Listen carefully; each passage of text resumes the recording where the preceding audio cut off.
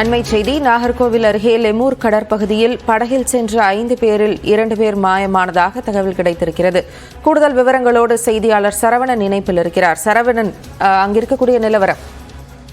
Jennifer, அதாவது கன்னியாகுமரி மாவட்டத்தில் நேற்று முன்தினம் இருந்தே கடல் அலையினுடைய வேகம் என்பது அதிகமாக காணப்படுகிறது.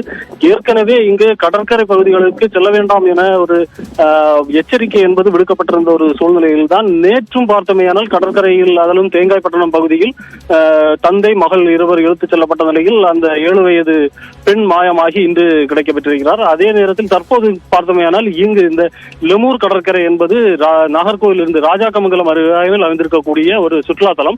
இந்த பகுதிக்கு திருச்சி பகுதியை சேர்ந்த ஒரு தனியார் மருத்துவக் கல்லூரி மாணவர்கள், இறுதி ஆண்டு மாணவர்கள் 6 பெண்கள் 6 ஆண்கள் என 12 பேர் வந்திருந்த சூழலில் அவர்கள் இந்த கடற்கரையில் நின்றிருந்த போது அதில் 5 பேரை கடல் அலை இழுத்து சென்றதாக கூறப்படுகிறது.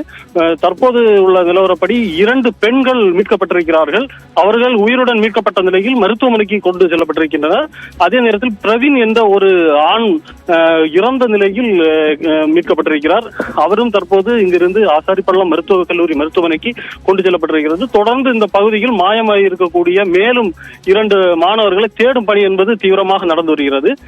அதற்காக மீனவர்களின் உதவியுடன் கடலோர காவல்படை வந்து இந்த தேடுதல் பணியில் ஈடுபட்டிருக்கிறார்கள். தொடர்ந்து அந்த விசாரணை என்பது நடைபெற்று வருகிறது. ஜெனிஃபர், விவரங்களை வழங்கியமைக்கு நன்றி சரவணன்.